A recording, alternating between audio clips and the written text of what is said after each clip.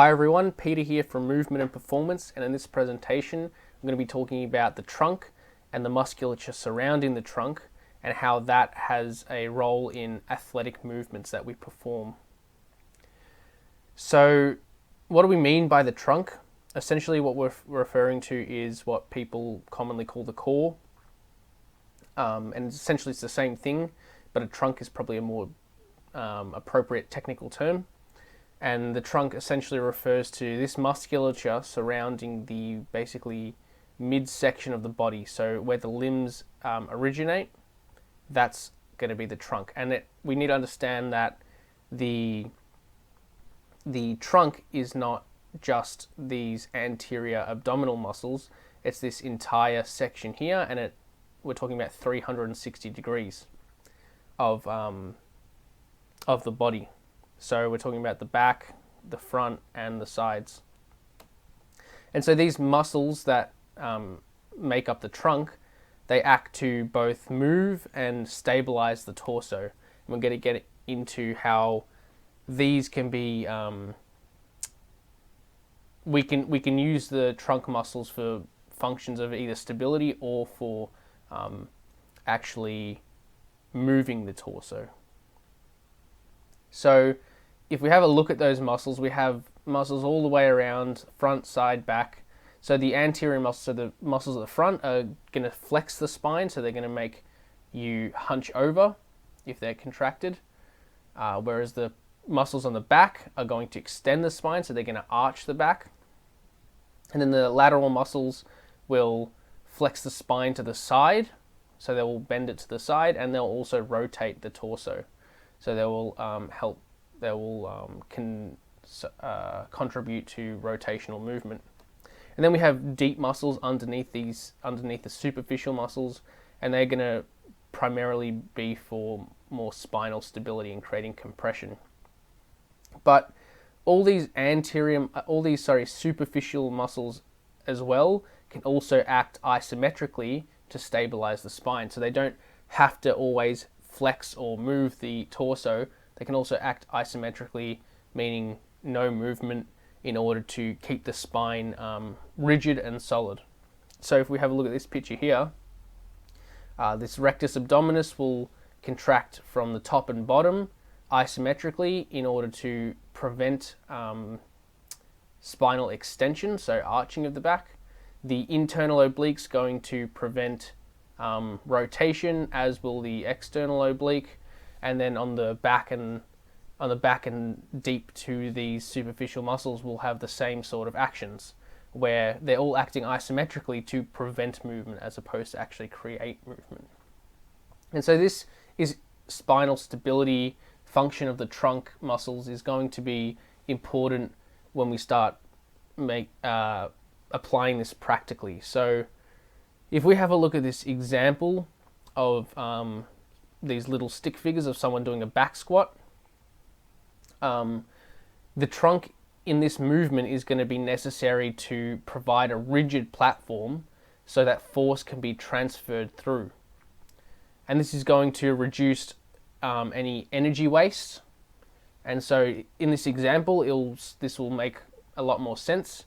So if we have a look at this guy here, he's got the weight on his back, he's squatting down, and then he's standing up, and all the force produced by his leg muscles, so his glutes, his quads, they are going to produce force in order to extend the knee and extend the hip, and all that force is going to go up and push the barbell up because that's where the weight is. And because we have this rigid torso here that's not moving at all, it's nice and stable, 100% of that force is going to go up and transfer into that barbell.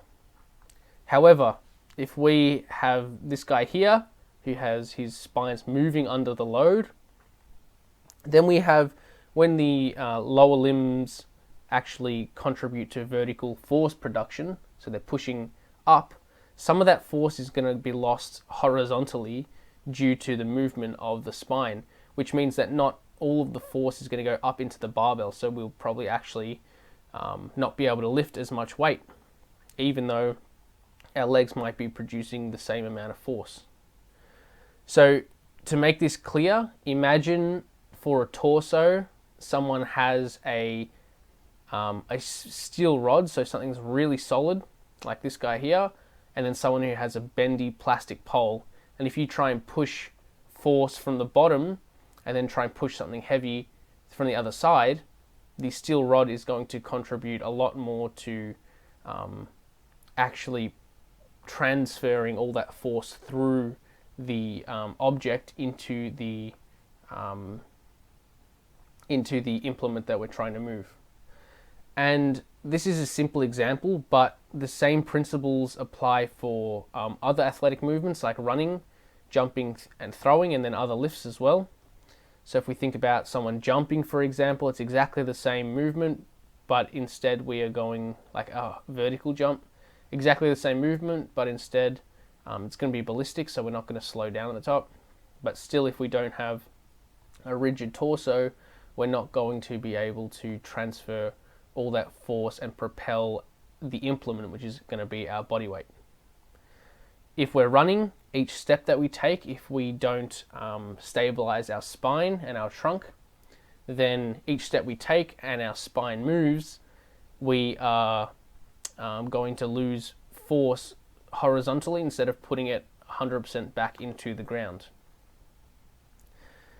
So for those movements where we want stability in the spine and we want complete rigidity, there are some movements that we actually want the trunk to help develop power and actually contribute to the movement.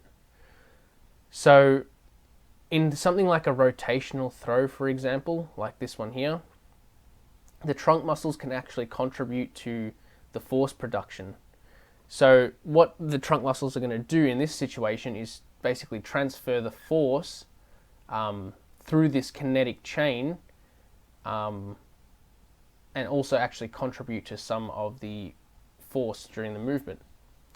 So, for example, in a shot put, the legs are going to be what generates most of the force, but then the trunk has to actually be able to move in order for that force to be transferred through the upper body and then finish it with the arms. But if we don't have the correct movement with our trunk, that rotational movement, we're not going to be able to transfer all that force from the legs very efficiently. So essentially the spine acts as a medium, or the trunk acts as a medium which we transfer force through. That's it for this video. Thanks for watching, guys. Hopefully you got something out of it. And if you haven't already, you can follow Movement and Performance on Facebook and on Instagram. And if you want to stay up to date with the latest videos, you can subscribe to this channel on YouTube. So on Facebook and Instagram, if you haven't had a look already,